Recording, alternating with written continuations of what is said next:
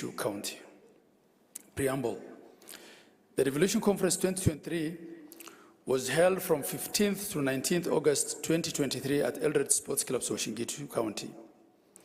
The conference was convened jointly by the Office of the Deputy President, represented by the State Department of Devolution, the Council of Governors, the Senate, the host county was Singishu, and the County Assemblies Forum. These marked the beginning of the biennial devolution conferences.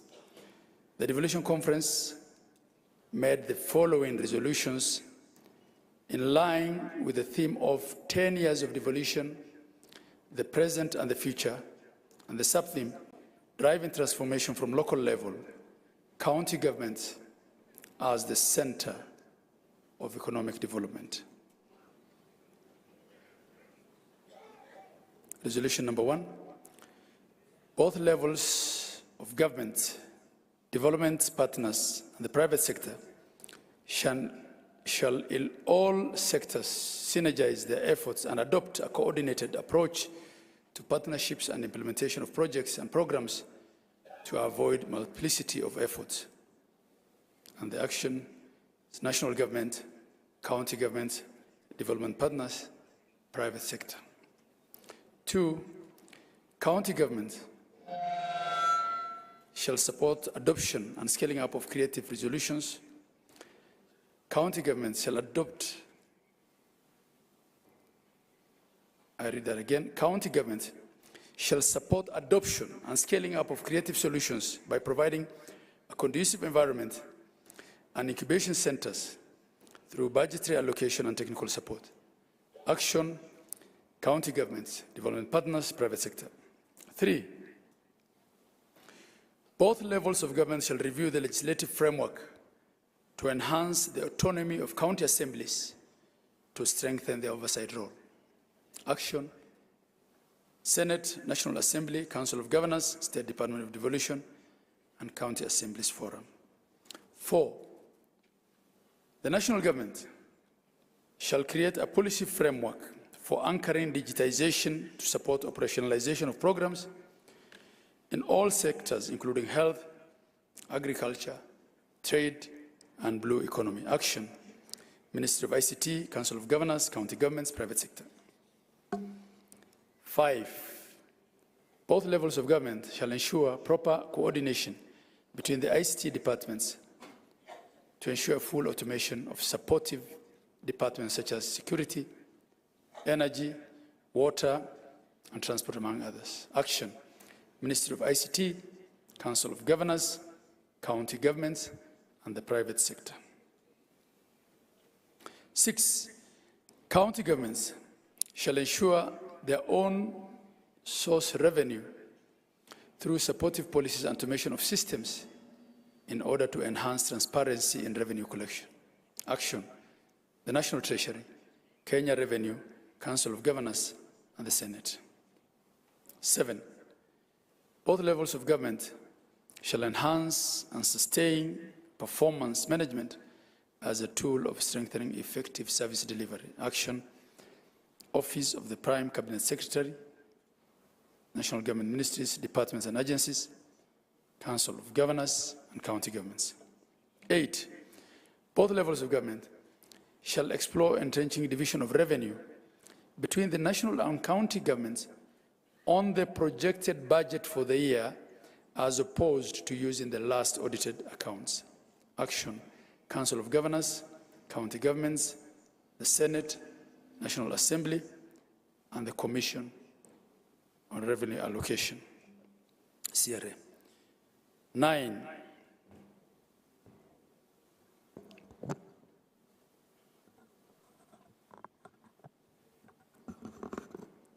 thank you.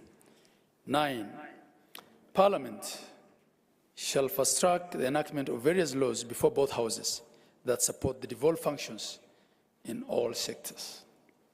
Action, Senate, National Assembly, and county assemblies. 10, all devolved functions currently being carried out by national government ministries, agencies, and departments shall be transferred to the county governments within 60 days together with the attendant resources. Action. Intergovernmental Relations Technical Committee, the Council of Governors, all ministries, departments, and agencies. 11. Both levels of government shall promote transparency and accountability through multi-pronged, innovative approaches within the existing policy framework. Action. Commission on Administrative of Justice, Ethics and Anti-Corruption Commission, county governments, Office of the Prime Cabinet Secretary, Office of the Auditor General, and Office of the Controller of Budget. 12. Both levels of government shall promote economic empowerment of the marginalized groups by adhering to the statutory reporting guidelines on the opportunities created for the marginalized groups through the access to government procurement opportunities, AGBO. Action. All ministries, departments, and agencies, county governments, Council of Governors, National Treasury, and the Public Procurement Regulatory Authority. 13. Both levels of government shall design programs to facilitate the prevention and elimination of gender-based violence and promote the reintegration of teenage mothers into the formal school system. Action. Ministry of Education, Ministry of Youth Affairs, Sports and the Art, Ministry of Public Service, Gender and Affirmative Action, Ministry of Health, county governments, development partners. On housing planning and urban development, resolution number 14. Both levels of government shall fast-track regularization, automation, documentation, and registration of land, while also bridging the gender gap in land ownership. Action. Ministry of Lands, Public Works, Housing and Urban Development, Ministry of Public Service, Gender and Affirmative Action, county governments, Council of Governors, development partners, and the Ministry of ICT. 15. Both levels of government shall review or develop frameworks to facilitate provision of green housing, including the housing policy, the national land policy, energy planning standards, and county-specific policies on land and housing. Action. Ministry of Lands, Public Works, Housing and Urban Development, county governments, Council of Governors, development partners, Ministry of Energy and Petroleum, the Senate, and the National Assembly. 16. A framework shall be developed to establish and operationalize the National Urban Development Fund as provided for in the National Urban Development Policy. Action. Ministry of Lands, Public Works, Housing and Urban Development, the National Treasury, Senate, county governments, Council of Governors, and the development partners. On investments, resolution number 17, a database of all micro, small, and medium enterprises, MSMEs, shall be developed to promote linkages between the investors and the MSMEs. Action. Micro and small enterprises organizations, the Council of Governors, private sector, Ministry of Investment, Trade and Industry, Ministry of Cooperatives and SMEs. 18. Both levels of government shall engage and harmonize investment initiatives in line with their development plans. Action. Micro and small enterprises organizations, Council of Governors, private sector, Ministry of Investment, Trade and Industry, Ministry of Investments, Trade and Industry, Ministry of Cooperatives and SMEs. On the blue economy sector, resolution number 19, both levels of government shall align county blue economy policies to the national blue economy policy that was adopted from the blue economy concept of the African Union. Action. Ministry of Mining, Blue Economy and Maritime Affairs, county governments, and the Council of Governors. 20. Both levels of government shall increase investment in research and development to improve efficiencies in the blue economy sector. Action. Ministry of Mining, Blue Economy and Maritime Affairs, county governments, the Council of Governors, development partners, and the private sector. On health service delivery, resolution number 21, county governments shall increase investments in primary health care, including community health care services, in order to step up preventive and promotive health services. Action, Council of Governors, county governments, and the national government. 22, county governments shall strengthen collaboration between public and non-state actors in health for resource optimization and improved service delivery. Action, Council of Governors, county governments, development partners, faith-based organizations within the health sector, and private sector actors. Resolution number 23, efforts to eliminate disease-based and align health programs in order to reduce duplication, build efficiencies, and strengthen one integrated health system shall be heightened. Action, Council of Governors, county governments, the national government, and private sector, and development partners as well. On strengthening of food systems, resolution number 24, agriculture shall be prioritized by investing 10% of budgets at both levels of government into food systems. Action, Ministry of Agriculture and Livestock Development, county governments, private sector, development partners. Number 25, county governments shall develop innovative products to ensure farmers get access to credit facilities and attract the youth to engage in farming. Action by county governments, private sector, and development partners. 26, the National Treasury shall rationalize the taxes on agricultural goods to make them more competitive in the market. Action, National Treasury, Ministry of Trade and Livestock Development, county governments, private sector, development partners, and the Council of Governors. On green economy transition in counties, resolution number 27, a paradigm shift in the production systems shall be explored and resources secured by mapping the resources and developing a national resource register, undertaking economic evaluation, putting in management systems, and creating incentives to better conserve the environment. Action, Ministry of Water, National Treasury, county governments, development partners, private sector. Resolution number 28, both levels of government shall engage with indigenous communities for intergenerational knowledge transfer through climate change storytelling. Action, Ministry of Environment, Climate Change and Forestry, county governments, private sector, development partners, and the Council of Governors. Resolution number 29, both levels of government shall invest in alternative sources and promote farm forestry and incentives to grow trees at community level. Action, Ministry of Environment, Climate Change and Forestry, county governments, private sector, development partners, and the Council of Governors. On empowering youth for inclusive economic growth, resolution number 30. Both levels of government shall enable a conducive environment for youth to carry out business by ensuring reasonable fees and levies for permits, especially for content creators wishing to access and use public spaces. Action, Ministry of Youth Affairs, Sports and the Arts, county governments, private sector, development partners. Resolution number 31. Both levels of government shall address mental health issues rampant among youth arising from issues that affect them, such as drugs, suicide, abuse, unemployment, domestic violence,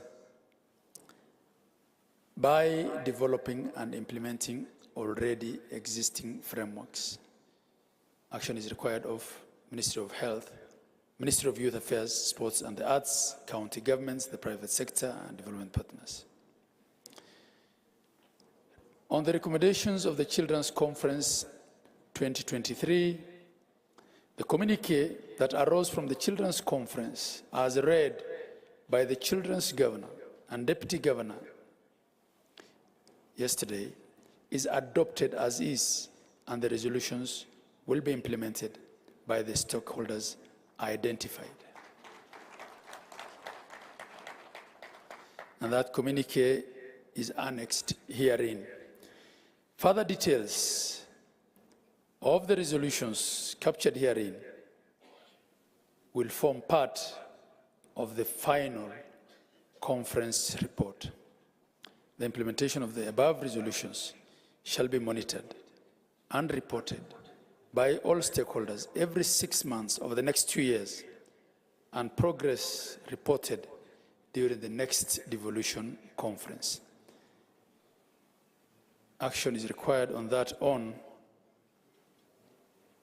the Deputy President of the Republic of Kenya, the Chair of the Council of Governors. Finally,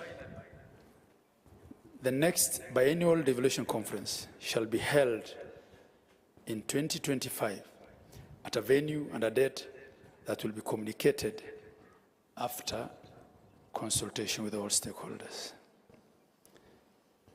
This communique is signed by the Honorable Gachagua, EGH, Deputy President of the Republic of Kenya,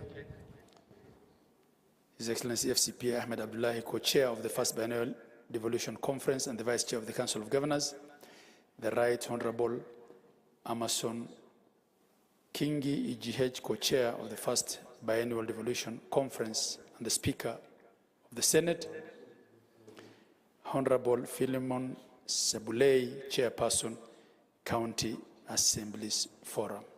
I thank you all.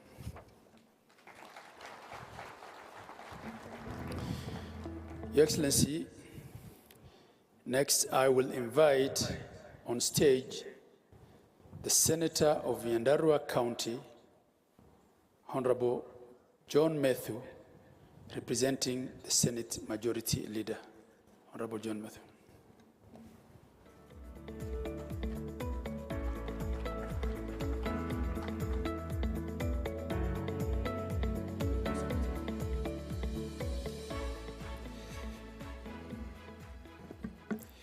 Thank you very much, Your Excellency, the Deputy President of the Republic of Kenya, Rigathi Gachagua, the Right Honorable Speaker of the Senate, Amason Jeffa Kingi, the Chairperson of the Council of Governors, Governor Anne Waiguru, the Honorable Governors present, my colleague members of Parliament, both from the Senate and the National Assembly, the Honorable Speakers and members of the County Assemblies, members of the Diplomatic Corps, and representatives of the development partners and agencies, distinguished ladies and gentlemen. I am reading these remarks on behalf of the leader of the Majority Leader of the Senate, Senator Aaron Cheriot, and I wish to make the following remarks. It gives me great honor and privilege to have been part of the Devolution Conference 2023. I would like to take this earliest opportunity to congratulate the Council of Governors, the Senate, the National Assembly, members of the county assemblies, development partners and agencies, resource persons and all stakeholders for making this conference a success. I would also wish to extend my utmost gratitude to the host governor of Uasin Gishu and the great people of Uasin Gishu who have made our time here very memorable. When the history of Kenya is written, the revolutionary role of the Constitution of Kenya 2010, which sets us on the path of devolution, will be a seminal chapter in the Kenyan history. In essence, there is Kenya before devolution and Kenya after devolution. 10 years on, we have seen the immense political, social, and economic impact that devolution has had on the lives of the people of Kenya. The transformation is evident, and as Kenyans, we ought to take pride in the tremendous achievements enabled by devolution. Your Excellency, this conference, from this conference, various pertinent issues have been canvassed. Valuable lessons and experiences have been shared. Opportunities have been identified and areas of improvement have been noted. As a partner in the devolution journey and the foremost protector of counties' interests in the national level, The Senate has taken note of the resolutions that have emerged from the various discussions at the plenary and in the sector breakaway sessions. Some of the key issues which would require intervention by the Senate would include: number one, ensuring the equitable allocation to county government is enhanced and dispersed within statutory timelines. Number two, the transfer of all outstanding functions and resources by the national government. Your Excellency, we are very happy that that is not contested. The President has agreed to that, and the Council has agreed to it. Number three is enhancing the financial autonomy of the county assemblies to improve their oversight and accountability, among other proposals, which again is uncontested. Additionally, there are several proposals for legislation which include a framework to enhance county-owned source revenue. One of the proposals in this regard was to encourage counties to leverage on non-traditional revenue resources, among them green bonds. A review on the legal framework on the public-private partnerships to respond to the needs of the counties. Number three, a framework on performance management in the county public service to improve service delivery. Number four, a framework on funding and execution of shared functions between the two levels of government, among other proposals. Your Excellency, sir, and my colleague delegates, some of the sector-specific proposals that call for the intervention of the Senate will include: number one, engaging Energy and Petroleum Regulatory Authority, EPRA, and the county government in setting minimum standards for electricity and gas reticulation, which is a devolved function under the 4th schedule of the Constitution. Number two is developing a harmonized policy on digitization to facilitate service delivery, digital entrepreneurship, efficiency and effectiveness of the government. Tied to this, it emerged that there is a need to put up a place in the legislative framework to protect critical infrastructure, for example, telecommunication masts and fiber optic cables, which are repeatedly vandalized.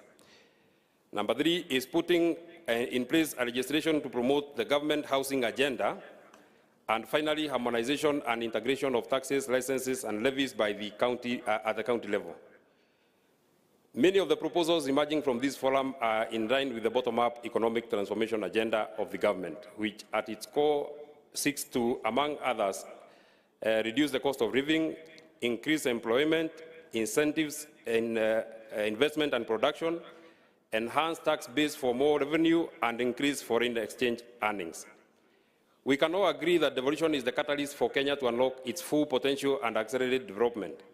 The Senate will continue to advocate for adequate financing of the county governments, passage of enabling legislations, and full transfer of devolved functions and attendant resources. Additionally, the Senate undertakes to prioritize the resolutions emerging from this forum and to work with all stakeholders to realize the dream of devolution. Success of the next phase of devolution will be majorly dependent on the good governance structures. The Senate will continue to exercise its oversight role over funds allocated to counties to ensure that the objects of devolution espoused in the Article 74 of the Constitution are met. Your Excellency, sir, in conclusion, I urge all Kenyans and the media to be patriotic and emulate the U.S. Ambassador to Kenya, Meg Whitman, in speaking good about our country. Kenya is our home. Kenya is our home. Do not get distracted by those who condemn the friends of Kenya. Do not keep quiet. Do not shut up. Stand up for Kenya. Stand up for your motherland. Kenya is on the move. With those very few remarks, Your Excellency, I thank you very much.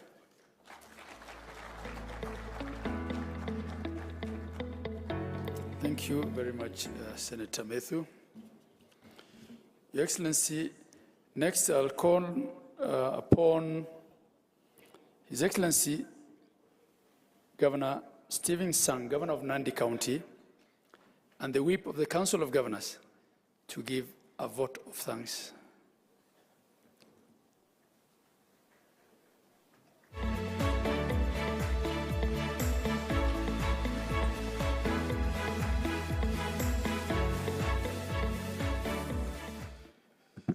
Your Excellency, the Deputy President of the Republic of Kenya, Excellencies, Governors, colleagues, all our delegates, my responsibility is very brief to give a vote of thanks First, I take this opportunity on behalf of the Council of Governors to first and foremost thank His Excellency, the President of the Republic of Kenya, Dr. William Ruto, His Excellency, the Deputy President, Rigathi Gachagua, for honoring our invitation and being present during this conference. Your commitment and zeal to the success of devolution is appreciated. The Right Honorable Speaker of the Senate, Kingi, we want to appreciate and thank you for your commitment, participation, and leadership in ensuring that this conference is a success. May I also extend our appreciation to Right Honorable former Prime Minister Raila Odinga for continuously honoring our invite for the last 8 years of the Devolution Conference. Allow me in a special way to recognize the exemplary work by the steering committee, the planning committee, and all the other stakeholders represented here. You took your time to meticulously plan for this special event that led to a very successful conference. Asanteni sana. A special thank you to the host governor, Jonathan B., and your team from Uasin Gishu County Government for your warm hospitality. We leave Uasin Gishu County with fond memories, having enjoyed Mursik and a vibrant nightlife as you had promised us. To fellow governors, our esteemed senators, our valued deputy governors, our speakers, our members of the county assemblies, thank you for staying on through the discussions. I hope the delegates were able to interact with all of us closely. We also are grateful to the national government representatives led by the CSS, the PSS, and top government officials who put in resources and took time to participate and contribute in the discourse that will shape the agenda for the next 2 years. We value your presence and support and contributions. Asanteni sana. To the Senate football team, our worthy competitors, who showed Devolution family that it takes commitment, practice, discipline to emerge champions on the course. We are still waiting for the investigations on how you beat us to be concluded, but what we can promise you is that we will be back bigger, better, and stronger in the next Devolution Conference. And Your Excellency, part of the suggestions that have been given about that curtain raiser in the next Devolution Conference is that it is good for us, even as we do our pre-conference events, that we observe the constitutional dictates, so that we compare and pair mangoes with mangoes, oranges with oranges. So we are going to have 2 teams in the next Devolution Conference. The Senate will square it out with the county assemblies in the counties, and then the COG will square it out with your office and the constitutional commissions. So Your Excellency, the Deputy President, prepare for that match. We will sort you out at the national government, at the executive level, so that then the senators can deal with the county assembly, so that legislators can work with the legislators, the executive can deal with themselves at that level. To our sponsors, we cannot thank you enough. We could not have held this conference successfully without your immense support and partnership. Our platinum sponsors, USAID, KCB, Amrev Health Africa, and Safaricom, asanteni sana. To our gold plus sponsors, FAO and EU, asanteni sana. Our gold sponsors, CPF and UNICEF, we appreciate you. Our silver sponsors, Love Fund, KEMSA, and Kenya Pipeline, we appreciate your support. Our bronze sponsors, Cooperative Bank, UNAIDS, UNDP, and AGRA, asanteni sana. Category sponsors, World Bank, Communications Authority, Tony Blair Institute, Medotronic Labs and NITA, and all other partners, including UN Women, National Bank, Farm Access, Media Council of Kenya, EcoBank, CBM, EPRA, KNCCI, UKAID, represented by ACT, JPIEGO, UN Habitat, Campaign Coalition, World Health Organization, Moi University, KenGen, Jambojet, Kenya Airways, and the National Syndemic Disease Control Council. Asanteni sana. To the partners who supported the Devolution Warrior Awards, Kericho Gold, and Carter Watches, Lux and Alua, Plain Chick, thank you so much. To Eldoret Sports Club, for the lovely grounds that you gave us and the full support during the conference, tunasema asanteni sana. To Hill School, thank you for providing us with ample parking space and space to register all the over 9,000 guests this year. Asanteni sana. To our vendors and suppliers, you kept us with our demands during the preparations, but also stood with us. You have been patient with us. We are truly grateful for your dedication for the last few days. We appreciate you, and asanteni sana. To all our delegates, you are truly friends of Devolution. We will not, and we do not take it for granted. Please receive our deepest and sincere gratitude. This conference would not have been successful without your presence and participation. Pigia our makofi to all our delegates. It is the rich discussions here that have led to the comprehensive communique that has just been read. Our task now is to follow up and keenly work towards implementation of those resolutions. Devolution must continue to work. Again, thank you all for your contributions to the first biannual Devolution Conference.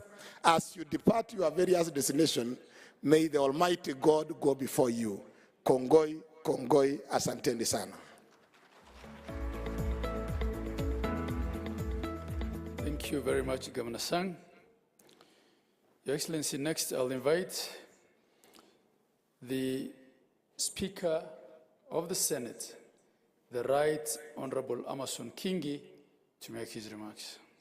Mr. Speaker.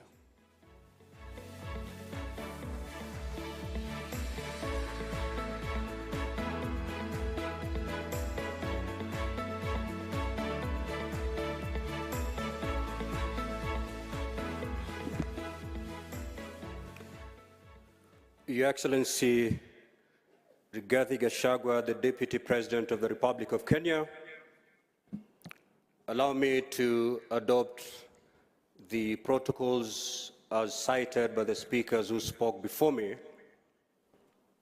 and proceed to make my remarks. However, Your Excellency, with your permission, allow me to make my remarks in Swahili.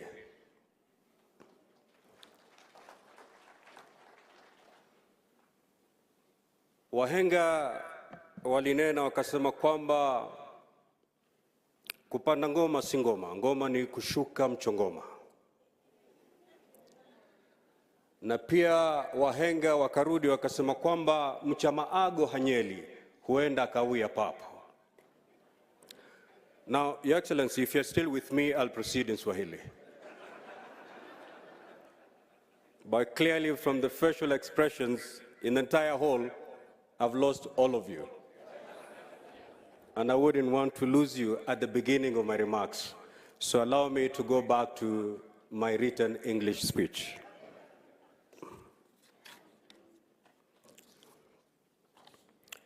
Ladies and gentlemen, good afternoon. For the 3 days we have been here, we have reminded ourselves of the eventful journey of devolved governance in the last decade, and indeed laid on elaborate strategies on how to take devolution to the next level. Nothing best exemplifies your dedication as champions of devolution than the commitment you have exhibited the entire duration of this conference.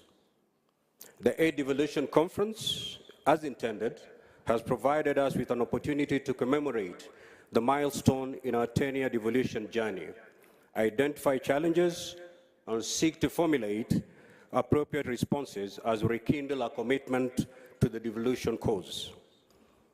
Throughout this conference, we have participated in engagements as broadly outlined in 5 thematic areas, but crystallized in the following key objectives. 1, to assess and propose measures that county governments can adopt to enhance transformative service delivery for improved citizens' livelihoods and a stronger business environment. 2, examine the benefits of adopting technology and digitization and the potential impact on economic development and discuss strategies for promoting innovation and digital transformation in the devolved context.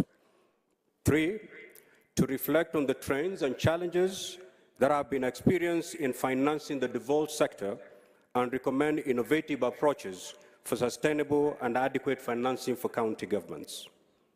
4, to evaluate the effectiveness of good governance practices in promoting equitable and sustainable development in the devolved units. And finally, examine strides made in the affirmative action agenda and propose responsive measures that can be adopted to guarantee the place of women, the youth, and the most vulnerable in governance. These constitute the thought-provoking concepts we discussed and interrogated during the plenary and breakaway sessions, culminating in practical steps that we need to take with clear timelines and mechanisms for evaluation and impact assessment.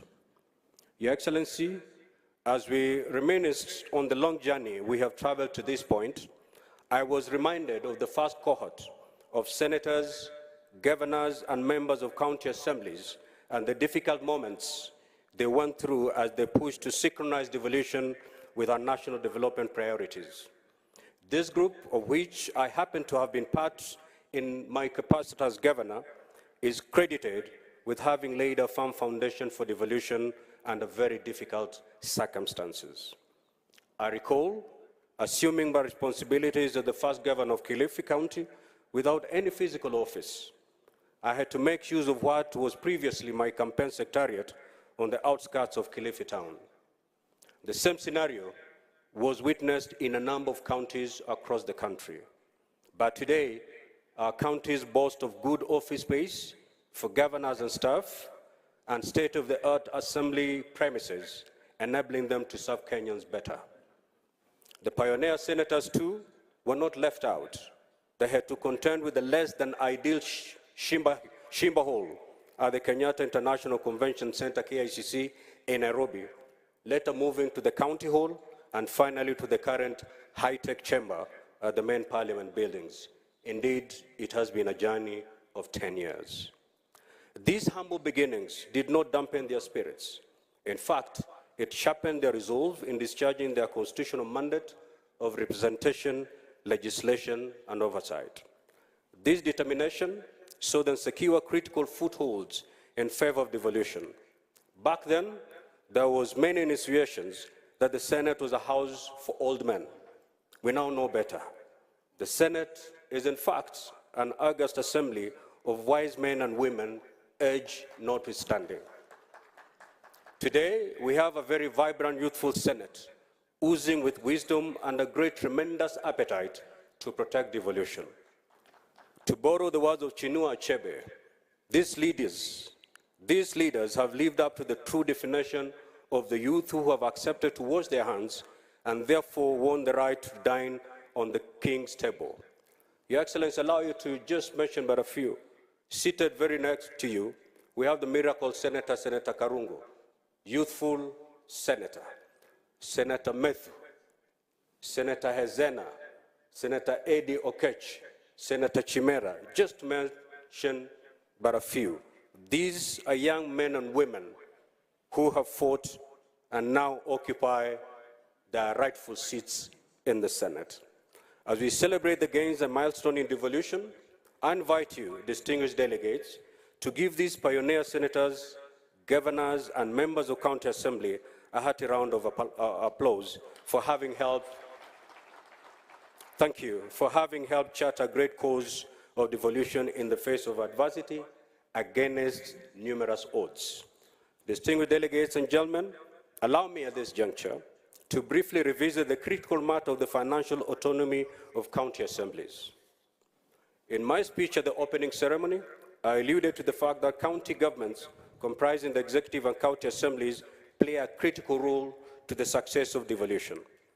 Through their legislative mandates, county assemblies in particular have ensured counties had the necessary laws and policies on which service provision, project implementation, and grassroots development have been anchored since devolution got underway.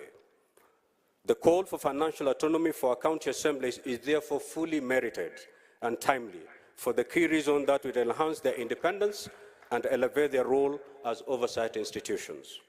Ladies and gentlemen, as we speak, a landmark bill, County Public Finance Laws Amendment Bill 2023, sponsored by the Deputy Speaker of the Senate and Meru Senator, the Honorable Kathuri Murungi, and which seeks to grant financial autonomy to county assemblies, is pending in our legislative pipeline.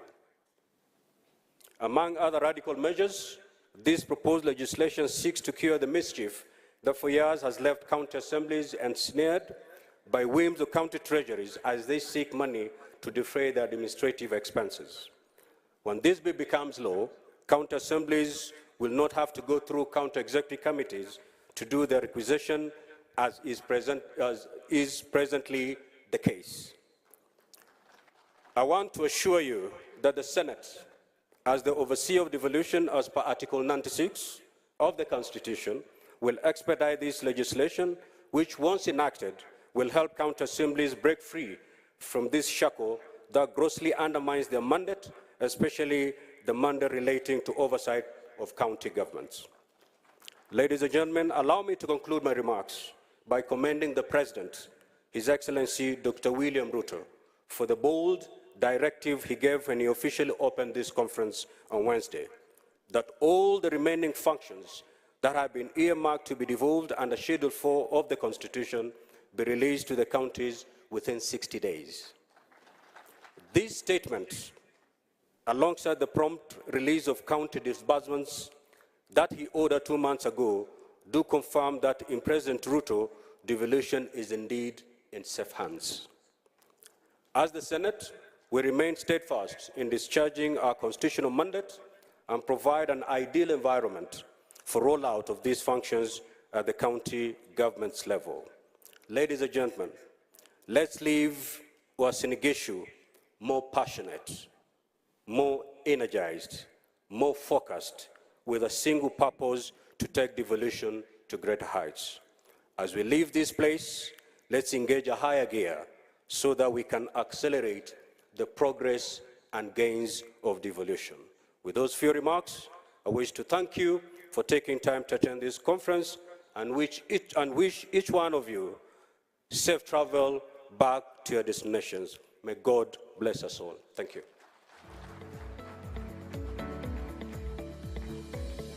Thank you, the Right Honorable Speaker. Excellency, may I now call upon the Chairperson of the Council of Governors and the Governor of Kirinyaga, Her Excellency Anne Waiguru, to make her remarks.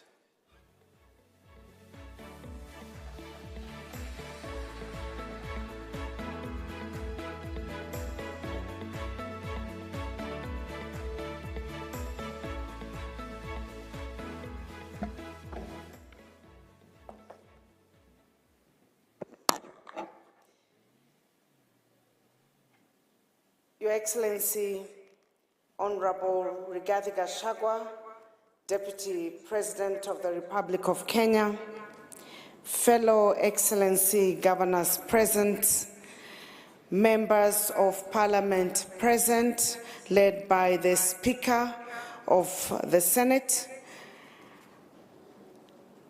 Honorable Senators present, Cabinet Secretaries present, deputy governors present, principal secretaries, other national government representatives, development partners, distinguished guests, ladies and gentlemen, good afternoon. On behalf of the Council of Governors, I take this opportunity to express my sincere gratitude to all who honored our invitation to the Devolution Conference 2023 and the first biannual conference where we have had the opportunity to reflect on a decade and a devolved system of governance in Kenya.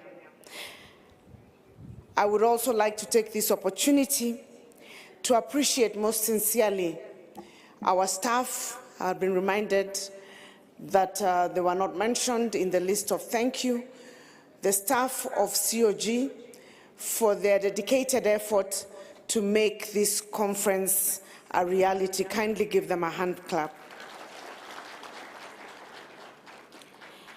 I hope you have all been enriched and enlightened by the deliberations that took place in the last 2 days. It has indeed been a great honor for the Council of Governors to host this conference on behalf of the county governments.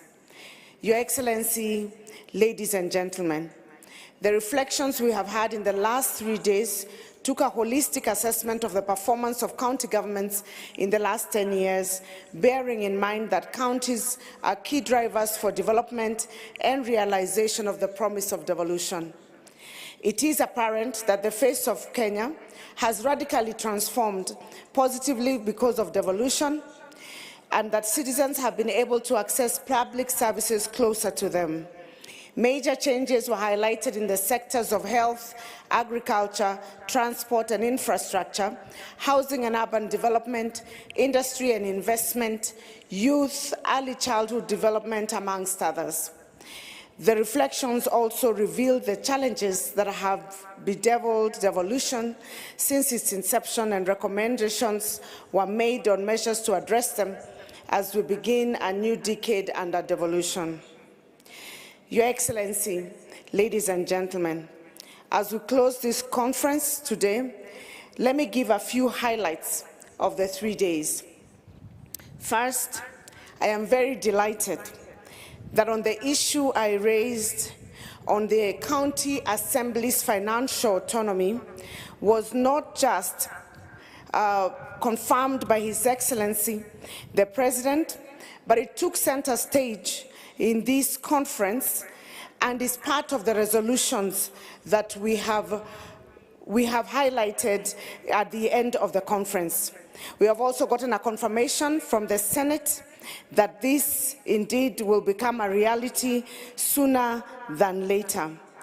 We are 50% there. Secondly, the President reiterated his support for devolution with commitment to conclude the transfer of functions and resources to counties within 60 days. He also affirmed his government's commitment to devolution by ensuring the complete disbursement of all county resources at the end of the financial year 2022-2023. It is important to note that for the first time ever, resources were released to county governments on time in July during this financial year. It is our prayer that this good trend continues so that counties implement their budgets without delays and thus unlock their economic potential. Third, the conference demonstrated the reality that devolution has finally been accepted by all, as evidenced by the interest from the many individuals and organizations that participated or got involved in one way or another. The two levels of government and the other players have realized and resolved that they need to move away from competition and embrace complementarity through cooperation, collaboration, and coordination in the discharge of their mandates. This conference also demonstrated that it is a reality in Kenya today that nobody, whether in the public or private sector, can do anything outside the context of devolution. Accordingly, there is an increasing need for all players to understand the new governance framework in Kenya today. Your Excellency, ladies and gentlemen, In the past 10 years, a number of players at the national level of government have proceeded on the basis that their sectors are not devolved and therefore have nothing to do with devolution. However, listening to the discussions on digitalization, and particularly the comments by the CS of ICT and the Director General of Communication Authority, it is apparent that even the sectors initially thought not to be devolved and having nothing to do with devolution need to understand devolution because they are either impacted by devolution or their actions impact devolution. In short, Your Excellency, nothing in this country can move forward without the involvement of counties, a reality we are all have to happily face. It was very refreshing.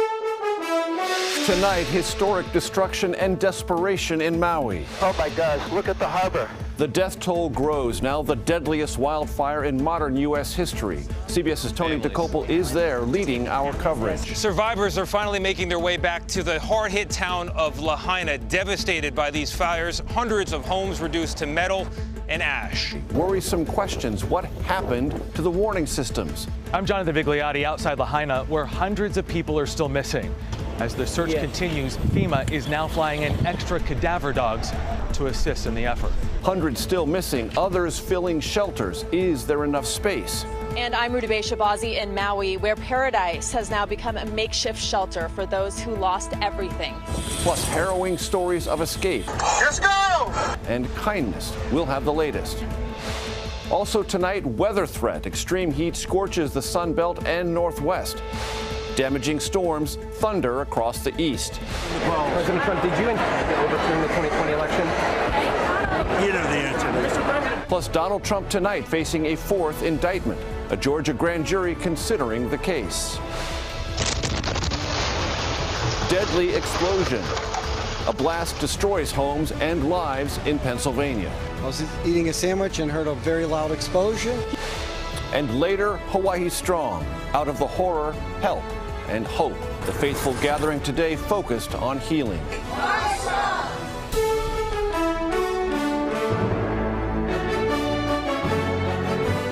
This is the CBS Weekend News. Good evening, everyone. I'm Major Garrett in New York. The death toll from the historic fire that roared through parts of the Hawaiian island of Maui has risen again. More than 90 people confirmed killed. The inferno is now the deadliest U.S. wildfire in more than a century.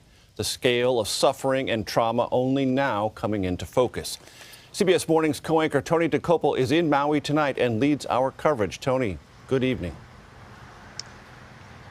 Major, good evening to you. We are just back now from a shelter still filled with 1,000 people 5 days after that wildfire chewed through parts of West Maui. And many people here tell us they're still trying to comprehend the sheer scale of the devastation and to process the pain. The people in Hawaii are some of the toughest around, but even they need help. They certainly do. There's a search here for everyday things like gasoline, phone reception, just a signal, or your next hot meal. Power outages are rolling, and it means that major appliances are all but useless. And residents say right now it's local volunteers and groups that have stepped up, while the government has so far, anyway, that help, mostly words, not yet deeds. There's also increasing frustration, Major, about the response to the fire threat, warnings that were never heard or never seen. We do have full coverage tonight of this historic destruction, and we're going to begin with our Jonathan Vigliotti, who's been on the ground here in Hawaii for days. He's got the very latest. Jonathan? Tony, at this hour, hundreds of people are still missing. And as the days go by with no word, hope is quickly fading that everyone will be found alive. First responders have described absolutely horrific scenes. And a warning to our viewers, what you're about to see and hear is disturbing. Local crews working with cadaver dog teams flown in by FEMA resumed their search today in neighborhoods reduced to fields of ash. When we pick up the remains and they fall apart, I don't know how much more you want me to describe it. That's what you're stepping on. Maui's police chief says crews have covered just 3% of the destruction. We've got an area that we have to contain that is at least 5 square miles, and it is full of our loved ones. The fire ripped through Lahaina Tuesday afternoon, a time many tourists and locals would have been walking and shopping on historic Front Street. I saw one Fred dead on the ground like a piece of charcoal, like Pompeii almost, just dead. I mean, there's nothing you could do. It was that fast. The first wave of 150 FEMA agents arrived on the island Friday. 90 of them search specialists looking through homes, businesses, and cars. This is Front Street. Without a proper evacuation order, people in a desperate attempt to outrun the flames got into their cars and took to the road. But the fire quickly caught up, and you could see the desperation in how these cars are lined up. We're talking dozens as far as you can see. There was so much panic as the fire hit. Sources close to the search, several of them tell me the death toll could be in the hundreds. If that's what they're telling you, I wouldn't second guess them. FEMA Administrator Deanne Criswell surveyed the damage. How long do you think it will take to conduct this search effort? I think it just depends on the conditions around us and how long the dogs can continue to go in there. We're bringing in more teams and more dogs so we can speed up that process as much as we can. As the search continues, with X marking buildings checked, county officials are now under fire for their response. A 2014 Hawaii wildfire protection plan warned dry vegetation could fuel a catastrophic blaze, but action wasn't taken. And survivors say they weren't told to evacuate until it was too late. And many people didn't even realize there was a fire until the flames were on their heels. The state attorney general is now investigating the county's emergency response before, during, and after the disaster hit, Tony. You can definitely understand why. Jonathan, thank you very much. The word of the day, though, is relief. Relief. Getting relief to those is one of the hardest challenges right now because everything needs to be flown in or brought in by boat. It is an island, after all, and that takes time, something that victims simply don't have right now. Rutabe Shabazi from our CBS Los Angeles station reports that the dock here in Kihei has become the epicenter of the relief efforts. And it is so devastating. Relief workers are rushing supplies into Lahaina tonight by plane and by boat. We get water, we get food, we get toilet paper. People who lost their homes are now living in parks. Everybody lost everything. Where Arlen Campo is looking for basic necessities. We need formula, diapers, ice, water, and just food. Officials estimate 86% of Lahaina's residences have been damaged or destroyed. I lost my condo, my Jeep, my laptop, my cell phone, everything I ever owned for 40 years that I lived in Lahaina. But there's no estimate for the emotional trauma left behind. Akeem Walker relives the terror of the flames in his sleep. I have nightmares of just screaming, run, run, run, run. Run. If you don't run, you're going to die. For him, there are friends lost and friends found. I'm seeing people now, I'm just like, oh my God, you're alive. In the park, there is food for the hungry. 1, 2, 3, Marshall! But their biggest need is a place to live and hope for the future. I'm a little worried because I have a 4-month-old and a 2-year-old. And this dock, normally a recreation area, now a vital part of the supply line. Volunteers packing baby food, gasoline, water, and other supplies and delivering them by boat and jet ski. Tony? Rutabe, thank you very much. Important work there. The destruction from the wildfire spread not just along the coast of Lahaina, but also into what's known around here as the upcountry. And we traveled to the Kula region, met locals there who are already thinking about their future while still also coming to terms with their loss. In the hills of Maui, not far from the devastated coast, the fires have chewed through the upcountry grassland. In the Kula region alone, more than $400 million in damage, nearly 700 acres burned, and almost 550 buildings affected. Minutes from the airport, we spotted a team of locals looking for still smoldering hotspots and hoping to snuff them out.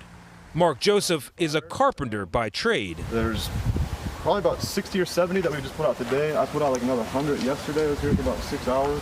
Everything around it is scorched and burned and gone. Just up the road, Monica Louie owns the Kula Sandalwoods Inn.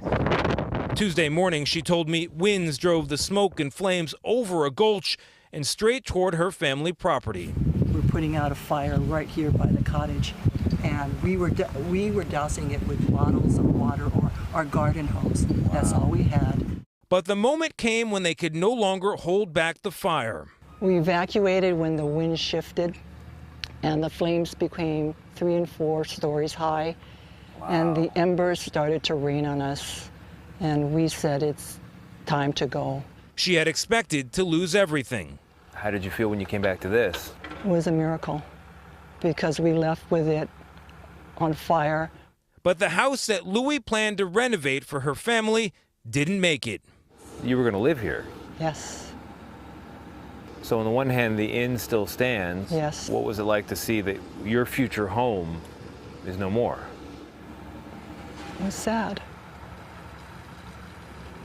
It was sad.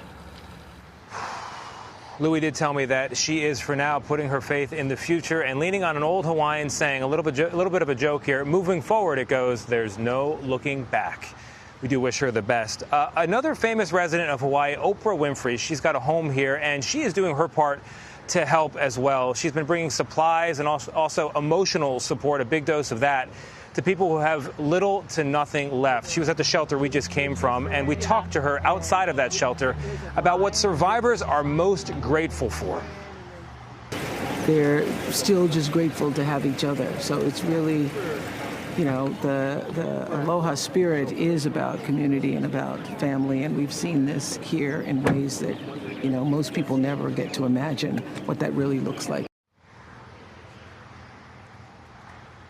And you can see more of the interview with Oprah tomorrow on CBS Mornings. For now, Major, I will repeat a line that's been repeated to me over and over again here, even by people who have lost what we would call everything. It's just stuff, they say.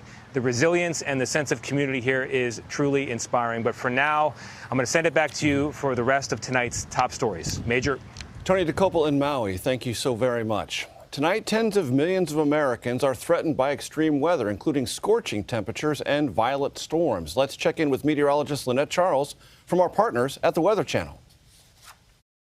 Good evening, Major. Yes, we've been dealing with some severe thunderstorms across the area. We're going to do it all over again for today, as we can see that it's likely that we'll see more showers and thunderstorms, all modes of severe weather on the table back down off towards Kansas, Springfield. This moves through St. Louis. We'll start to see this line of showers and thunderstorms continuing to move on off towards the east. So the strongest severe thunderstorms will be possible as we head towards your D.C. time tomorrow in the evening, the afternoon, and we're still tracking the heat indices up to the 110s and even higher than that. And this is all courtesy of all this moisture from the Gulf of Mexico, and this will extend off to the Pacific Northwest as well. It's going to be dangerously hot. Back to you. Lynette Charles at the Weather Channel, thank you. To Georgia now, where former President Donald Trump could face his 4th indictment, this time for his alleged role in election interference in that state in 2020. CBS's Nicole Killian is in Atlanta tonight with the latest. Nicole, good evening. Good evening to you, Major. Fulton County District Attorney Fani Willis is expected to begin presenting evidence to a grand jury as soon as Monday. And with such a sprawling case, some legal experts predict it's possible multiple people could be charged. Tonight, an increased security presence outside the Fulton County Courthouse ahead of a potential charging decision this week by District Attorney Fani Willis. We're ready. Obviously, we're concentrating on Georgia and things that impacted Georgia. At the center of Willis's 2.5-year investigation, this phone call by then-President Donald Trump to Georgia Secretary of State Brad Raffensperger in the days before January 6th, seeking to potentially overturn the 2020 election. I just want to find 11,780 votes. On his Truth Social platform Sunday, Trump called it a perfect phone call. Did you intend to overturn the 2020 election? You know the answer to that. And at a stop this weekend at the Iowa State Fair, where the former president tried to show up Florida Governor Ron DeSantis, he was peppered with questions about a possible fourth indictment. I don't do plea deals. We did nothing wrong. We don't ever take a plea deal. Yes, sir. We don't take plea deals. It's a wise guy question. CBS News has learned several witnesses have been subpoenaed to appear before the grand jury, including former GOP Lieutenant Governor Jeff Duncan and independent journalist George Cheedy, who both said they will testify Tuesday. Have you been asked to testify before the grand jury this week? If I am called, when I am called, I will go and do what I did before. I will tell the truth. Gabe Sterling is a top deputy with the Secretary of State. We've been saying this over and over again. We counted the ballots 3 times. He lost this state, and he continues to say he didn't lose it, and it's just creating a lot of tension and a lot of chaos. Security is expected to remain tight this week. The sheriff says his office has received dozens of threats against the district attorney and other officials here in Fulton County. Major? Nicole Killian, thank you. Today, the Thunder over Michigan air show ended abruptly after a plane crashed near an apartment building in a Detroit suburb.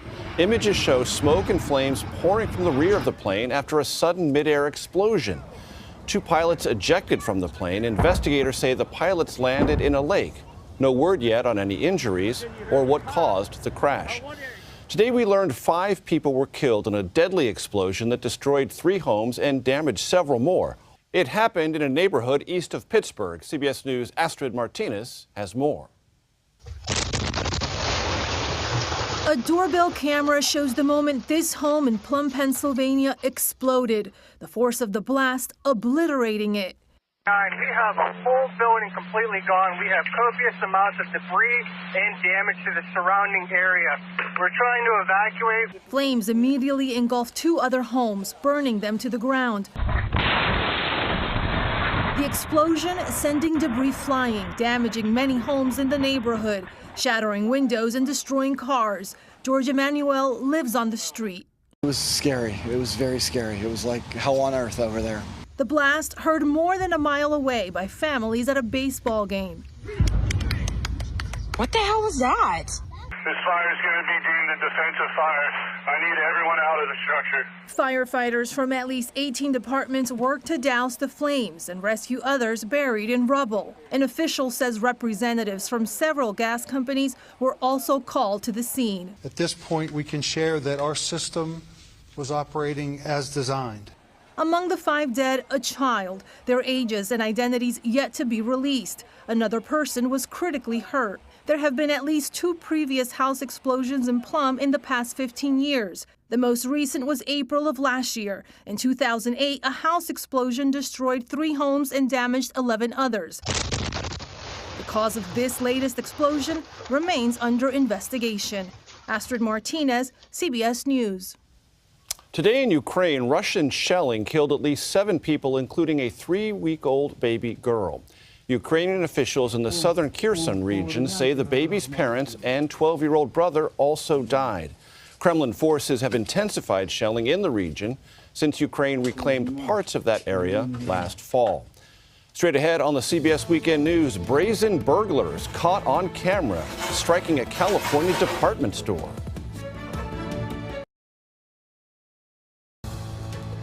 Tonight, police are searching for the group behind a flash mob burglary in California.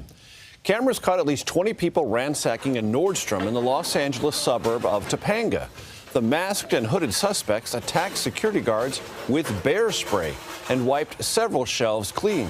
In some cases, they even ran off with the shelves. Police say the mob stole $100,000 worth of designer goods.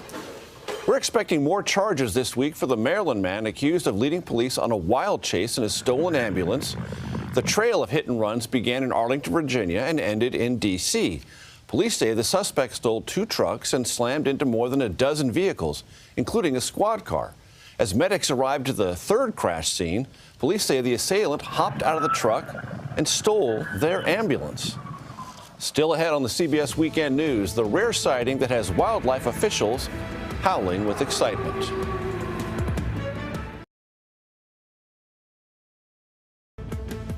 An exciting new discovery in California.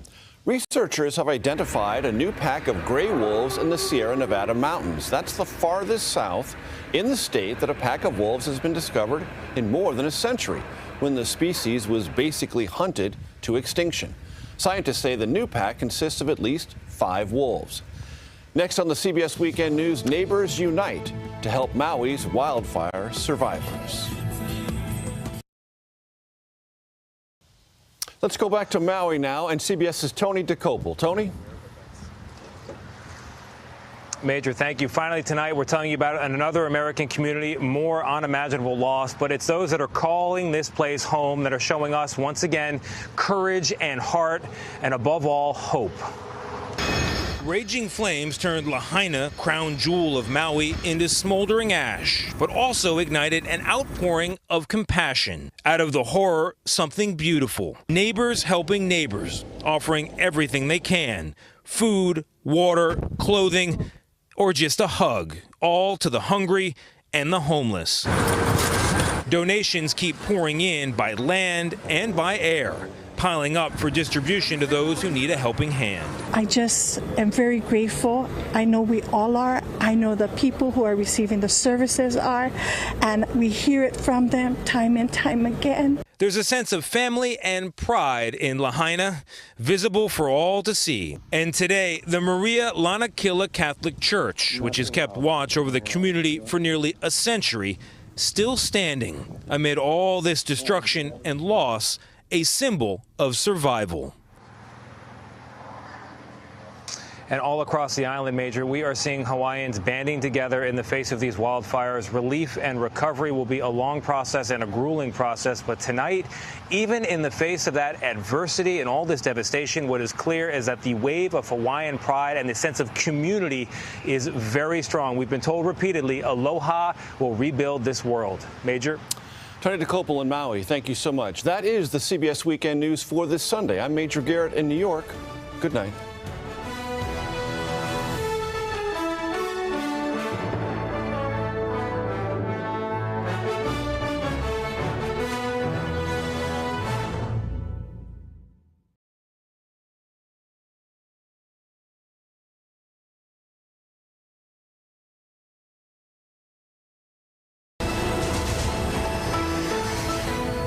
Please bear with me. To be perfectly honest, I can imagine no place that I would be less comfortable right now than sitting here in front of you, sharing these comments.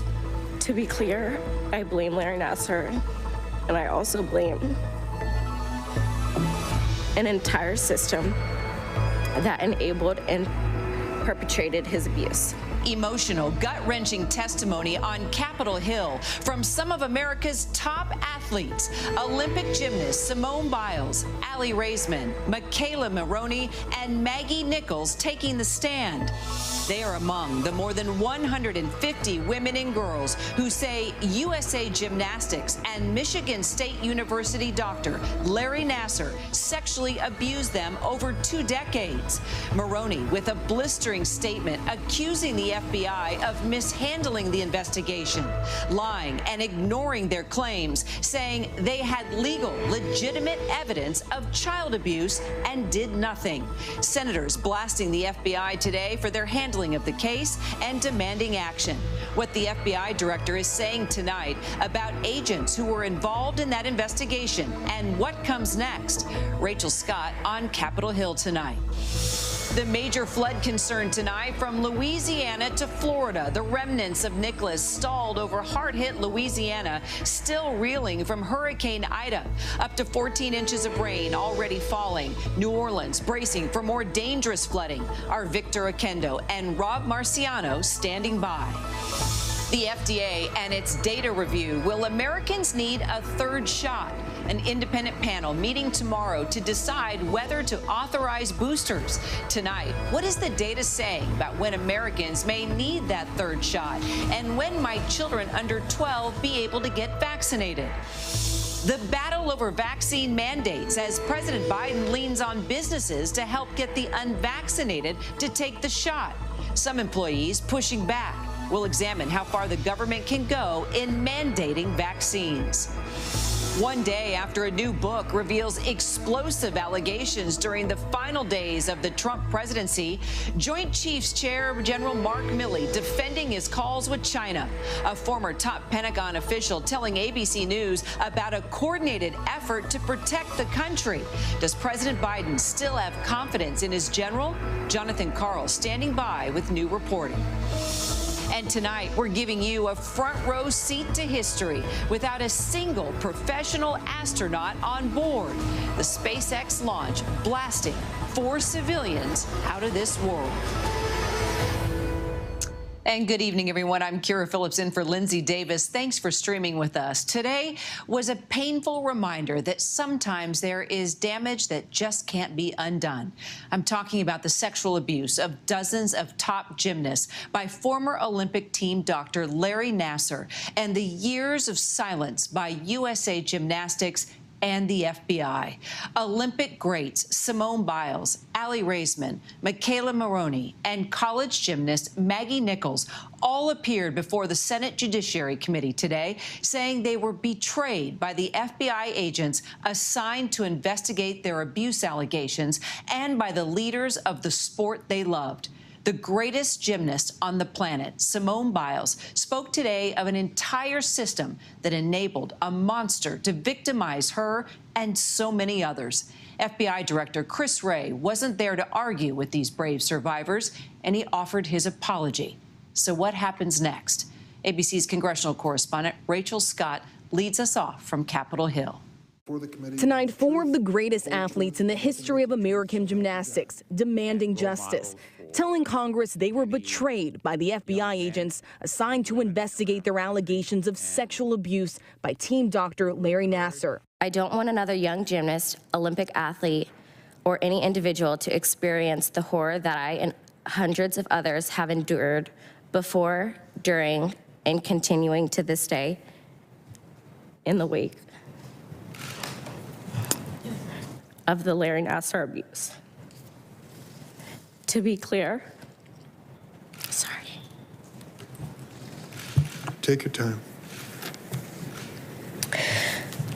To be clear, I blame Larry Nassar, and I also blame an entire system that enabled and perpetrated his abuse.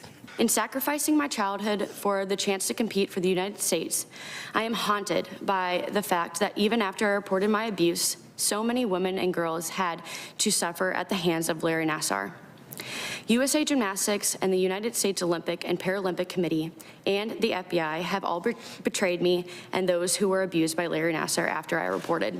Gold medalist Aly Raisman accusing the FBI of lying and dragging its feet for more than a year. Over the past few years, it has become painfully clear how a survivor's healing is affected by the handling of their abuse. And it disgusts me that we are still fighting for the most basic answers and accountability over 6 years later. It took over 14 months for the FBI to contact me, despite my many requests to be interviewed by them. Nassar found more than 100 new victims to molest. It was like serving innocent children up to a pedophile on a silver platter. Her teammate Michaela Maroney describes telling FBI agents how Nassar started abusing her when she was just 13. I then told the FBI about Tokyo, the day he gave me a sleeping pill for the plane ride, to then work on me later that night.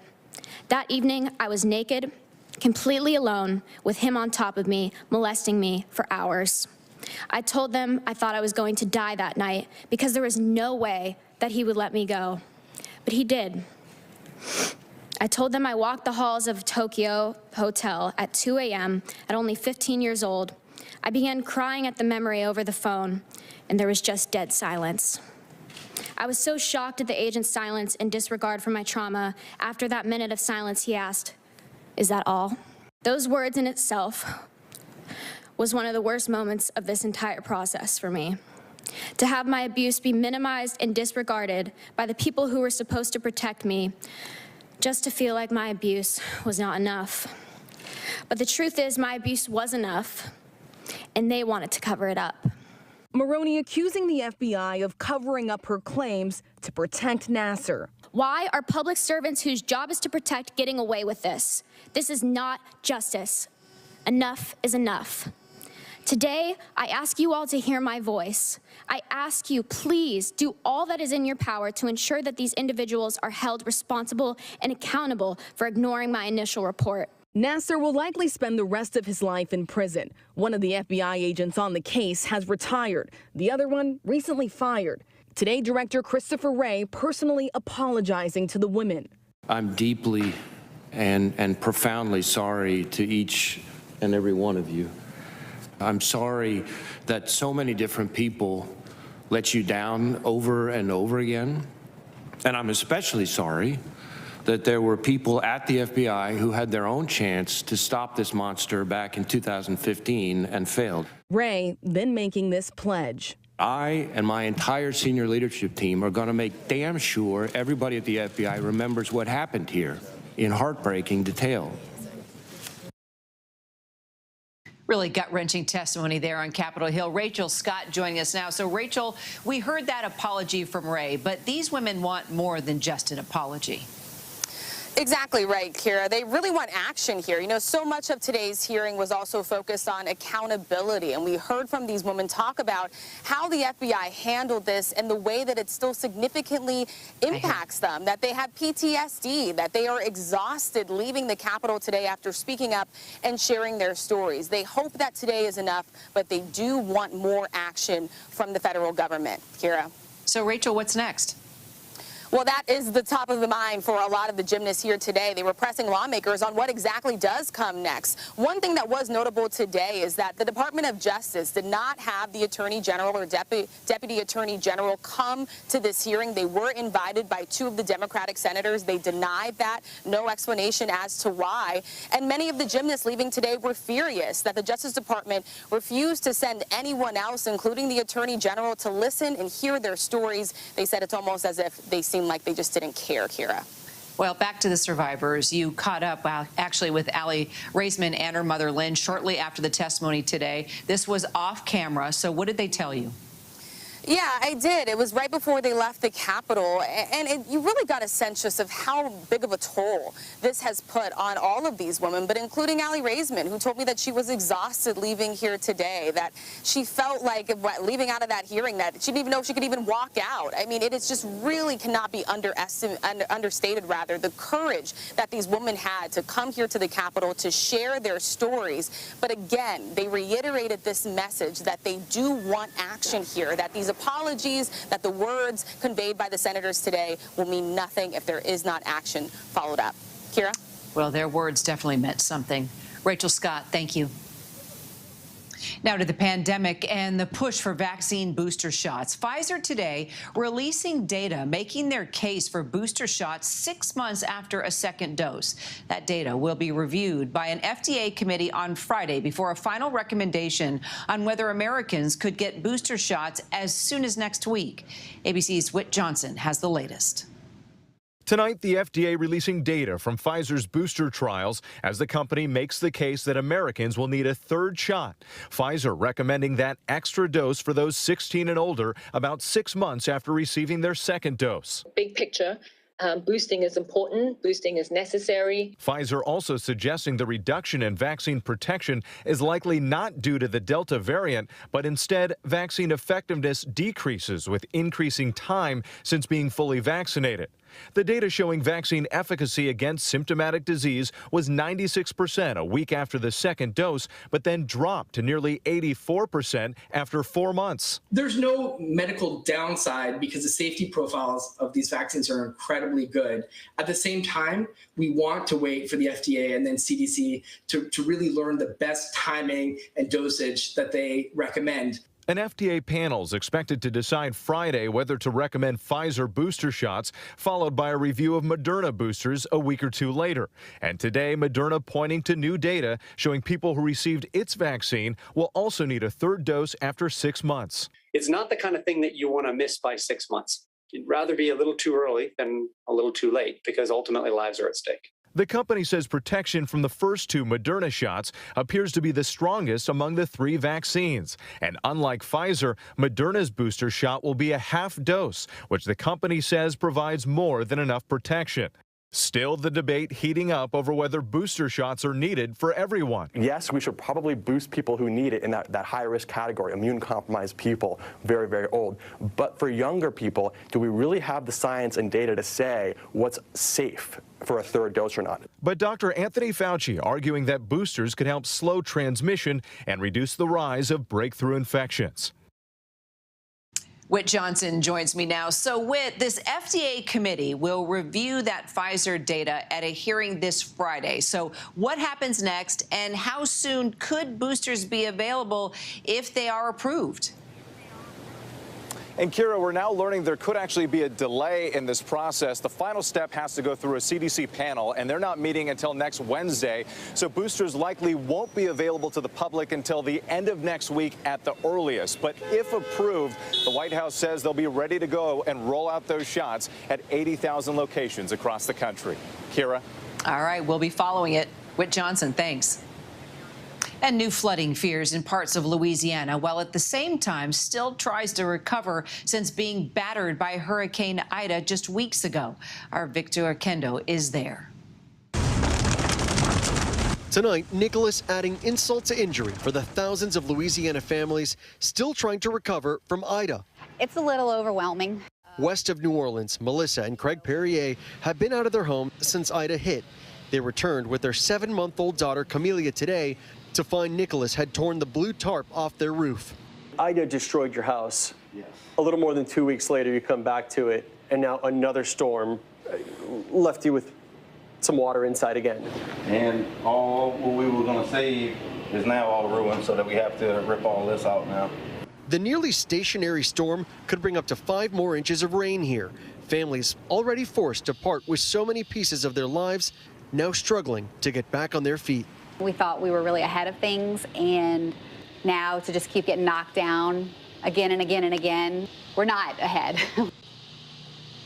Victor, thanks. Let's get to our Rob Marciano now. Rob, time this out for us. What communities need to be on alert tonight about possible flooding? This thing has just hit the brakes, Kira. So Nicholas, or what's left of Nicholas, is going to have to wring itself out over time before we start to see these showers and thunderstorms and heavy downpours begin to wane. You can see where the center of it is right now. It's pretty much the same spot it was last night, right around Jennings, Louisiana. Everywhere east of there is in that flash flood watch till at least tomorrow night. We've had some warnings today around Pensacola, and a number of rivers are in flood stage as well. Number 3 to 6 inches of rain within those scattered showers and thunderstorms will be a problem through tomorrow.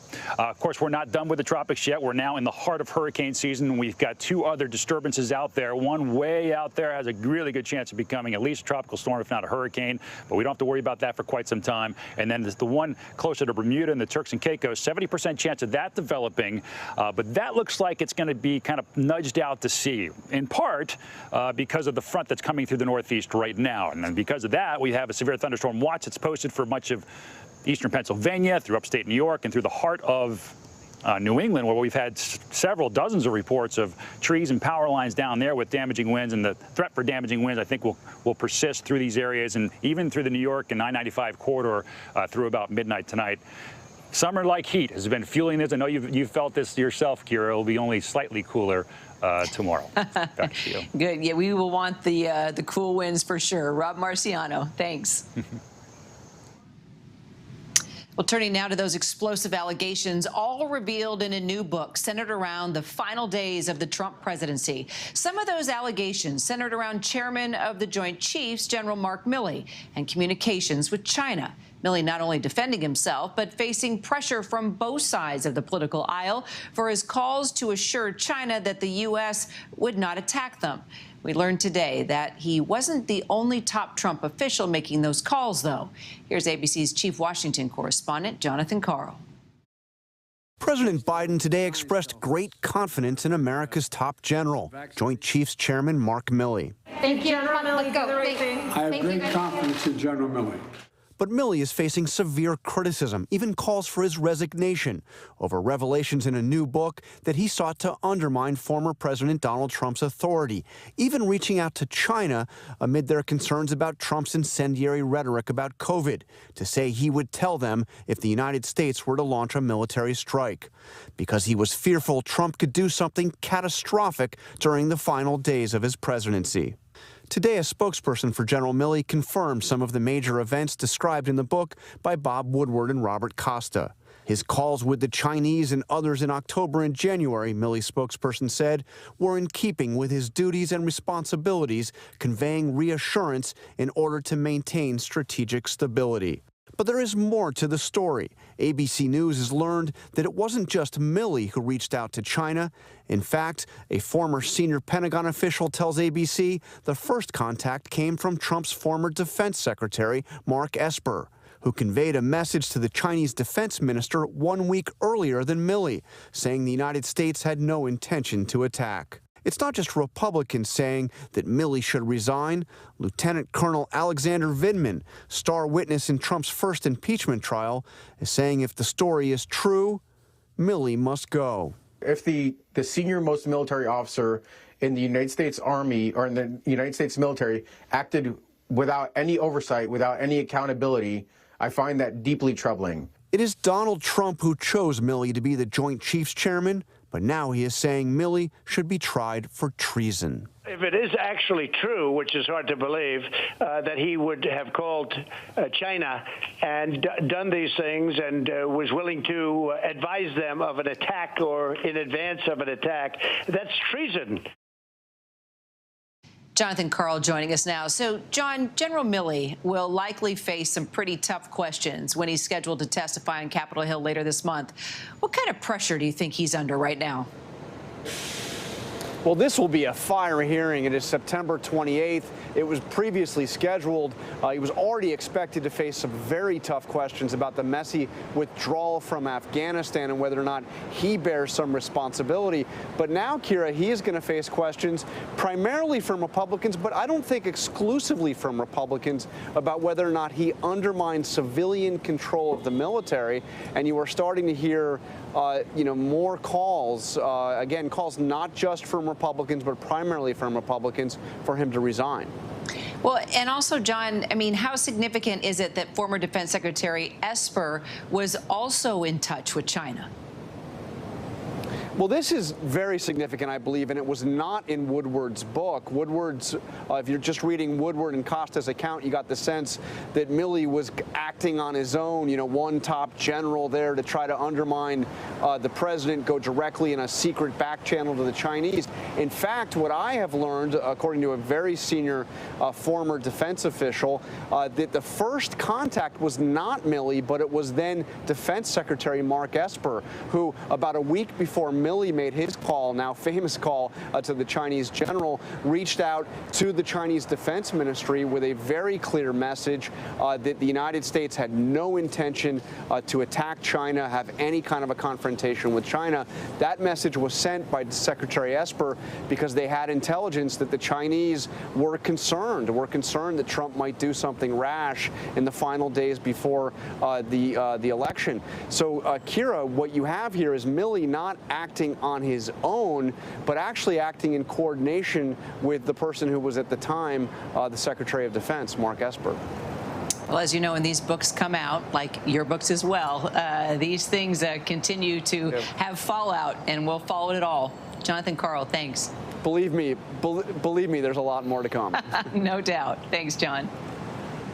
All right, when we come back, all eyes on Launchpad 39A. We are moments away from our special live coverage of the historic all-civilian space mission.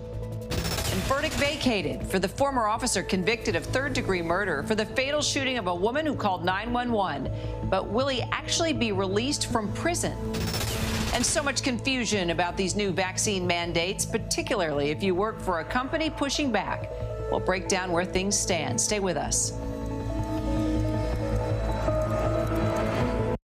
With so much at stake, so much on the line, more Americans turn here than any place else. ABC News World News Tonight with David Muir, America's #1 most watched newscast, now streaming on ABC News Live.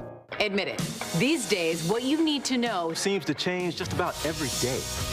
What is it that you really want to know, need to know? To help you not just get through your day, but to make the most of it. Feel smarter. Feel better. Feel happier. Well, how about a third hour of Good Morning America? GMA 3, what you need to know. Now streaming on ABC News Live. It's all about you. Robin Roberts, George Stephanopoulos, Michael Strahan. Wake up with America's #1 most watched morning show. ABC's Good Morning America. The world may feel out of your control, but your happiness doesn't have to be. Learn the secrets to happiness. Listen to the 10% Happier podcast, free on Apple Podcasts. Right now, with so much at stake, thank you for making ABC's This Week with George the #1 Sunday morning news show versus the competition. Welcome to This Week. Now streaming on ABC News Live 2020. True crime, cinematic, real-life drama, stunning, the unthinkable. Follow the clues. The Hunt. True crime 2020. Now streaming on ABC News Live. This is what being live is all about. This is ABC News Live. All right, we're going to move back. Let's move back. We're surrounded by people squeezing into this bomb shelter. We're on an urgent delivery run. Not afraid to go there. So my question, Mr. President, what are you so afraid of? Breaking news, live events. This is the moment. Streaming straight to you, anytime, anywhere. You just met one friend right here. You're watching ABC News Live. Thanks for streaming with us. It was an extraordinary story. A computer salesman was supposed to report to prison to begin a 17-year sentence. They let him turn himself into jail with no escort. No one thought he would run. How do you evade capture for 25 years? How do you do that? Now, join the search, following the U.S. Marshals as they uncover new leads in a global manhunt. Can you help catch this fugitive? Have you seen this man? Have you seen this man? Have you seen this man? Listen and join the all-new Hunt wherever you get your podcasts. President Biden today hosted CEOs and business leaders at the White House to continue his push for vaccine mandates for businesses with more than 100 employees, announced as part of his plan to try to contain the spread of the Delta variant. But he's getting pushback from several red states and from some workers who say they shouldn't be forced to take the shot to keep their jobs. So how far can the government go on mandates, and what rights do workers actually have? Here's ABC's Deidre Bolton.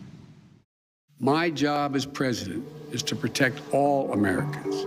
President Biden announcing a sweeping new plan to fight COVID-19 last week.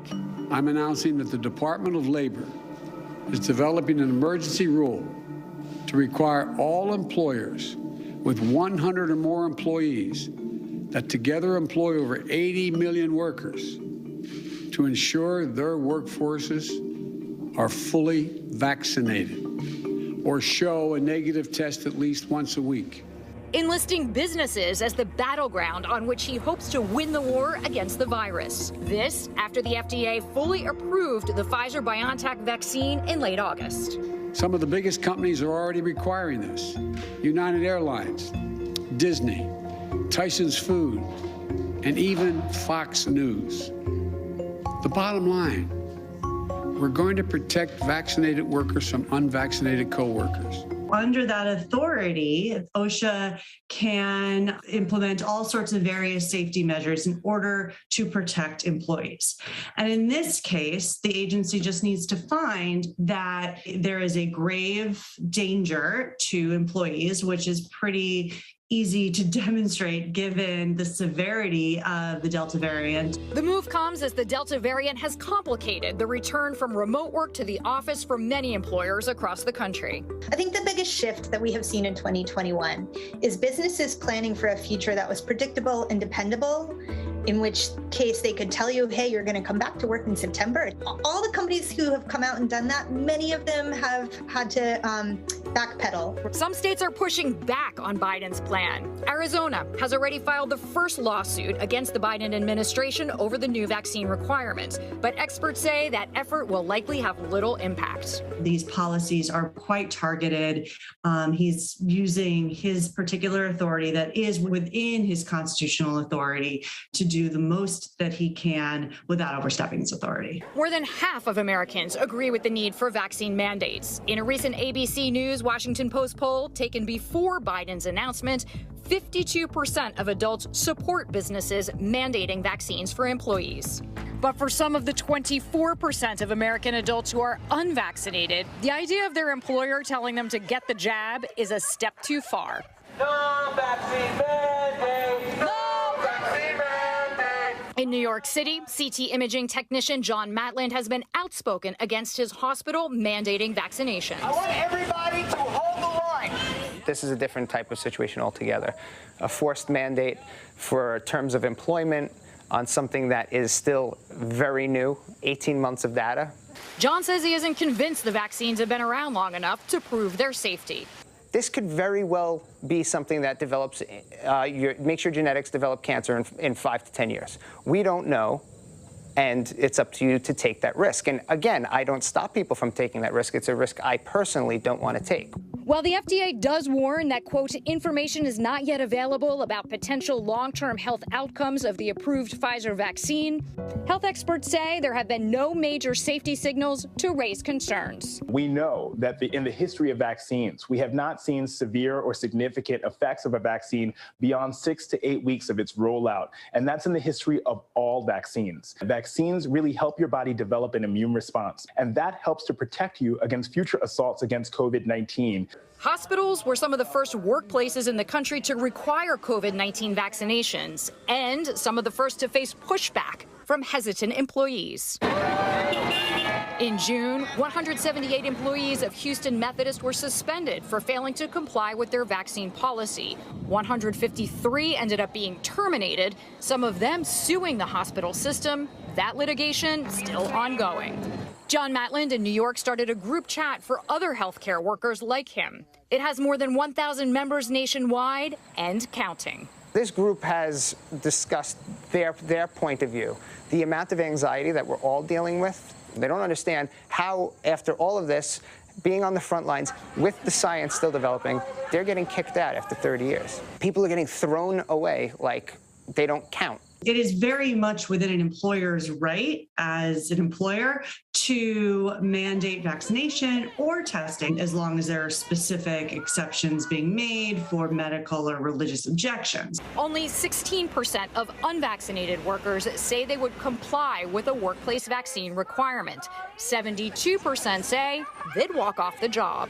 Many people see it as some way an option to be forced to be vaccinated, when in reality, it's really just a force to make a decision on whether or not you want to get vaccinated.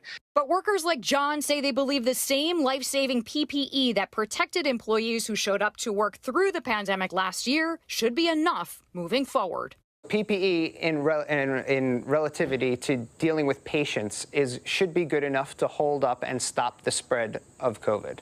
Break rooms, everything else, whether you get it in the break room or you get it at the local 7-Eleven, it doesn't matter. PPE is definitely substantial, but unlike a vaccine, PPE has to come off at some time. People have to understand that the point of a mandate is to have a decision whether or not you want to accept that higher risk. Shortly after our interview, John was fired from Northwell Health Staten Island University Hospital for an alleged trespassing incident during a protest against vaccine requirements. He denies the allegation and is contesting his termination. The hospital issuing a statement to ABC News, reading in part, quote, Matland was suspended on August 19th in relation to an incident which posed a serious risk to our patients and staff. After a thorough investigation, he was terminated as a result of the findings. The details of Matlin's termination are confidential. However, we can confirm the grounds of his termination had nothing to do with his compliance with the vaccine mandate. SIUH continues to respect people's right to free speech and have their voices heard in a peaceful and civil manner. While the return to the office in this new world will have its challenges, experts say it could provide new opportunities for employees. We're certainly moving into an environment where employees are going to have the opportunity to have a lot more say about the environments they work in and the way in which they work. As for John, he says he will continue to fight for what he believes is his freedom of choice and remains adamant that he won't take the vaccine until he feels ready, if that day ever comes. If it comes down to it, if it's get vaccinated or change careers or look for a new career or find out how to survive, yes, I'm going to take it the whole way. I'm going to give up my job. I'm going to give up my profession. I find great peace in standing up for what you believe in, and I find that if this is the way it's supposed to go for me, I'm going to be just fine. For ABC News, Deirdre Bolton in New York. Still ahead here on Prime, another live look at the historic Launchpad 39A. That's about to make history once again. The SpaceX rocket set to blast off within minutes. Scathing report from state officials looking into how the Aurora Police Department handled the Elijah McClain case. But first, our tweet of the day from Wicked. Broadway is back, baby, and the crowd loved it.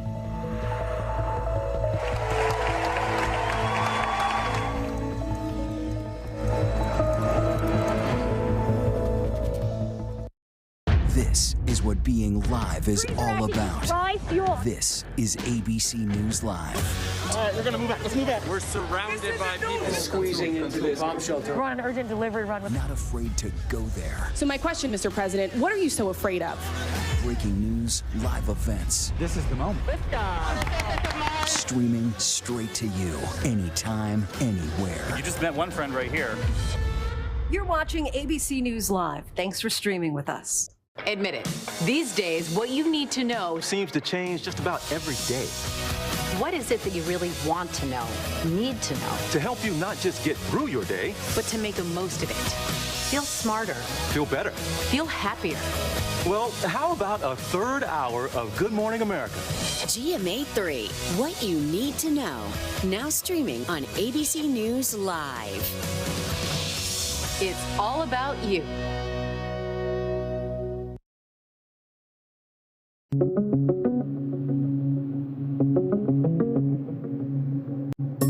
A Senate committee hearing emotional testimony today about the FBI's handling of the sexual abuse case against former USA Gymnastics team doctor Larry Nassar. Being here today is taking everything I have. Allie Raisman, Simone Biles, Michaela Maroney, and Maggie Nichols told senators in painful detail how they were sexually abused by former USA Gymnastics doctor Larry Nassar. And they blasted the FBI for failing to stop the abuse. To be clear, I blame Larry Nassar, and I also blame an entire system that enabled and perpetrated his abuse. FBI Director Christopher Wray, who was not in charge of the agency during the investigation, said he's heartsick and furious. I'm especially sorry that there were people at the FBI who had their own chance to stop this monster back in 2015. General Milley, do the right thing. I have great confidence in General Milley. A new book titled Peril details the final days of the Trump presidency after the election, claiming the chairman of the Joint Chiefs of Staff, Mark Milley, secretly reached out to the top general in China over concerns that former President Trump might launch a military strike after losing the election. A former top Pentagon official tells ABC News the phone call was not secret. The Supreme Court of Minnesota overturning a third-degree murder conviction against a former police officer. That decision could have implications on the conviction of Derek Chauvin in the death of George Floyd. Mohammed Noor was convicted of third-degree murder in the death of Justine Ruszczyk in 2017, but now the Minnesota Supreme Court has thrown out that conviction, saying that the charge requires the defendant to have acted with a depraved mind, but that cannot be the case if the actions were directed at a specific person. The decision could have an impact on Derek Chauvin, another former police officer, as he was convicted of the same crime in the death of George Floyd. However, even if Chauvin's third-degree murder charge is also tossed, Chauvin is still convicted of a higher second-degree murder charge. California Governor Gavin Newsom will remain in office. He prevailed in the state's recall election. Millions of Californians voting no to the recall. ABC News making the projection based on exit polls and vote analysis. We said yes to science. We said yes to vaccines. We said yes to ending this pandemic. Up until the past couple of weeks, conservative radio host Larry Elder and Newsom were polling neck and neck. Late Tuesday night, Elder finally conceding. We may have lost the battle, but we are going to win the war. Colorado's Attorney General has released a scathing report accusing the Aurora Police Department of racial bias. The state AG investigating the police-related death of Elijah McClain. The young black man was confronted by officers while walking home last year. Police placing him in a chokehold, paramedics injecting him with ketamine. We concluded that Aurora Fire has a pattern and practice of administering ketamine in violation of the law. The AG accusing the department of having a long history of unlawful excessive force against people of color. And the U.S. Soccer Federation now says it's proposing the same contract for both the men's and women's senior national teams. This comes after years of protest over the pay the women have been getting. Right now, the specifics are unclear. The Federation adding the hundreds of millions of dollars difference in FIFA prize money between men and women needs to be equalized, something they're not in charge of. The women's team has far outperformed the men's, becoming world champions in 2019, a few months after filing a lawsuit over gender pay discrimination. The U.S. Women's National Team Players Association said this new proposal was nothing more than a publicity stunt.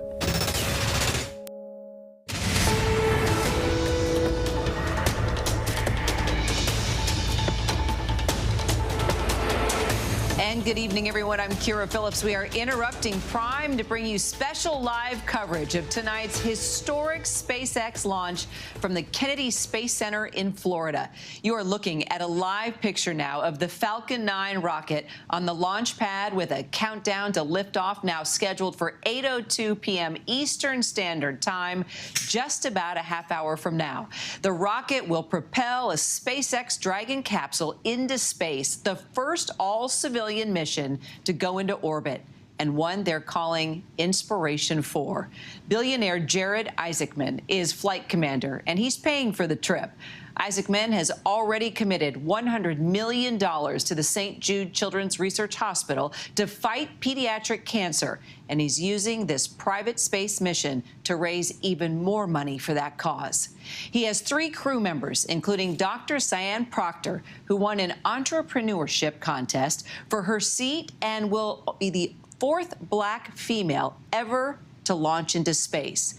Haley Arsenault, a pediatric cancer survivor who works at St. Jude's, and Chris Sembrowski, who his donation to the hospital put him in a lottery to join the crew, and he won.